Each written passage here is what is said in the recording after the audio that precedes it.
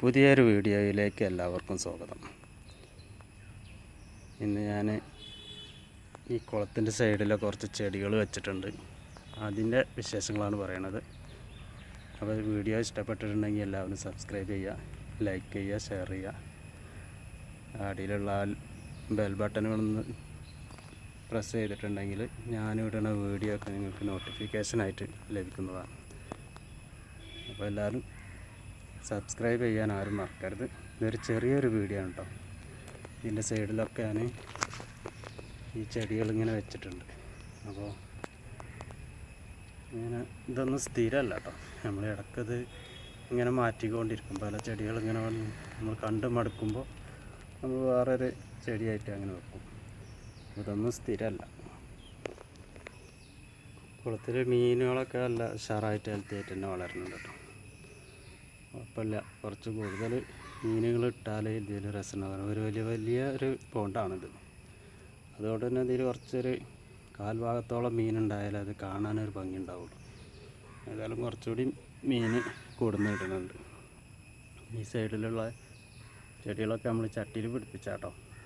ഇങ്ങനെ നിരനിരയായി ഇങ്ങനെ വെക്കുമ്പോൾ ഒരു പ്രത്യേക ഒരു ഭംഗിയാണിത്.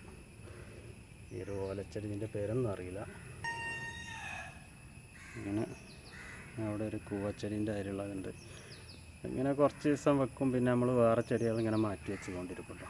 നമുക്കതിങ്ങനെ കണ്ട് മടുക്കുമ്പോൾ വേറെ ചെടി അങ്ങനെ വെക്കാമെന്ന് മതി. ഇനിയിപ്പോൾ 2 ദിവസം കഴിഞ്ഞിട്ട് കുളത്തിലെ വെള്ളം ഒന്ന് മാറ്റണം. അതിനോട് കൂടെ തന്നെ കുറച്ച് മീനുകളെയും കൊടുന്നിടണം. അപ്പോൾ ഈ കോഴിക്കാർപ്പ് തന്നെയാണ് ഇടാൻ തീരുമാനിച്ചിട്ടുള്ളത്. കുറച്ച് എക്സ്പെൻസീവ് ആണെങ്കിലും ഇത് ജപ്പാൻ കോഴിക്കാർപ്പ് ഇതിൽ കുറച്ചുള്ളൂ. അതാണ് നമുക്ക് വേണ്ടത്. ഇതിൽ ജപ്പാൻ കോഴിക്കാർപ്പ് ഒരു 3 ഉള്ളൂ. ബാക്കിയുള്ളതൊക്കെ നമ്മൾ ഇന്ത്യൻ കാർപ്പാണ്. ഇന്ത്യൻ കാർപ്പിനൊരു പ്രശ്നം എന്ന് പറഞ്ഞാൽ വല്ലാതെ വലുതാവില്ല, ഭംഗി കുറവാകും. ഇപ്പോൾ ഇത് കാണുന്നത് ഇത് ജപ്പാൻ കാർപ്പാണ്. ആ ഒരു റെഡും വൈറ്റും ഇങ്ങനെ കൂടിയിട്ടുള്ളതുണ്ടല്ലോ, കാണാൻ വേറൊരു ഭംഗി. ആ 2 ഒപ്പം നിൽക്കണേ അത് ജപ്പാൻ കാർപ്പാണ്. അത് നല്ല വലുതാവും കേട്ടോ. അതൊരു ഏകദേശം ഒരു 3/4 മീറ്റർ 1 മീറ്ററിൻ്റെ അടുത്തൊക്കെ വലുതാണ് കോഴിക്കാർപ്പാണ്. പിന്നെ നമ്മൾ അക്വേറിയത്തിൽ ചെന്നിട്ട് എല്ലാം അവർ ജപ്പാൻ കാർപ്പ് എന്നാണ് പറയുക. കുറച്ച് കാണാൻ ഭംഗിയില്ലാത്ത വേറിട്ടുണ്ടാവും, അത് ഇന്ത്യൻ കാർപ്പ് എന്ന് പറയും. പക്ഷേ ജപ്പാൻ കാർപ്പ് നമുക്ക് കണ്ടാൽ അറിയാം. അത് കുറച്ച് തടിച്ചിട്ടും അതിൻ്റെ ഈ ലൈന് പാറ്റേണൊക്കെ അങ്ങോട്ടും പകർച്ചയില്ലാത്ത നല്ല ലൈനായിട്ടായിരിക്കും. അത് അങ്ങോട്ടും ഇങ്ങോട്ടും പകരാത്ത രീതിയിൽ നല്ല ഭംഗിയായിട്ടുള്ള പാറ്റേണാവും അതിനുണ്ടാവുക. പിന്നെ കുറച്ച് തടി കൂടുതലാവും. അത് ജപ്പാൻ നമ്മളെ ഇന്ത്യൻ കാർപ്പിൻ്റെ തല വണ്ണും പിന്നെ ബോഡി പിന്നെ സ്ലിമ്മായിട്ടാവും. ഇത് ജപ്പാൻ കാർപ്പ് മൊത്തത്തിലൊരു വീർത്ത മാതിരി ഒരു തടി ഇറച്ചി കൂടുതലുള്ളൊരു മീനായിട്ടാണ് കാണുന്നത്. നമുക്ക് പെട്ടെന്ന് തിരിച്ചറിയാൻ സാധിക്കും രണ്ടും കൂടി.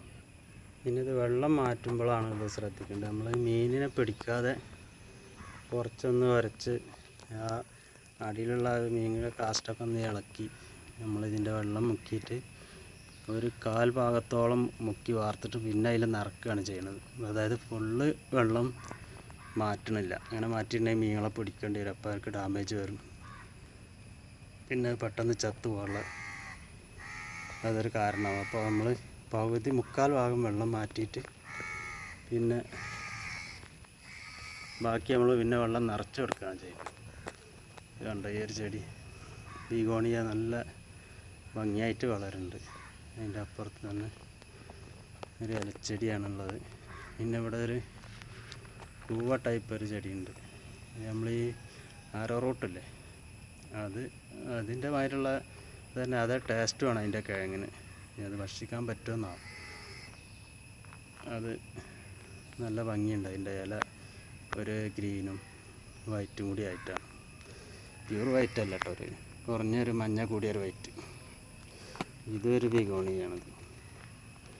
നല്ല ഭംഗിയുണ്ട്. അപ്പുറത്തൊക്കെ നമ്മളിവിടെ കൊടുന്ന് എടുത്ത് വെക്കണതാണ്. ഒരു 4 ദിവസം കഴിഞ്ഞ് നമ്മളാണ് മാറ്റി നടും കേട്ടോ, മാറ്റി വെക്കും. അപ്പോൾ വേറൊരു ചെടി ഇവിടെ കൊടുന്ന് വെക്കാണ് പതിവ്. ഇന്നത്തെ വീഡിയോ ഇത്രയൊക്കെ ഉള്ളൂ. ഈ വീഡിയോ ഇഷ്ടപ്പെട്ടാൽ നിങ്ങൾ സബ്സ്ക്രൈബ് ചെയ്യുക, ലൈക്ക് ചെയ്യുക, ഷെയർ ചെയ്യുക കേട്ടോ. എല്ലാവരും അതിൻ്റെ ബെല്ലൈക്കനൊന്ന് പ്രസ് ചെയ്തിട്ടുണ്ടെങ്കിൽ നോട്ടിഫിക്കേഷനും വരും. അപ്പോൾ വീണ്ടും ഒരു വീഡിയോ ആയിട്ട് വരുന്നത് വരെ എല്ലാവർക്കും നമസ്കാരം.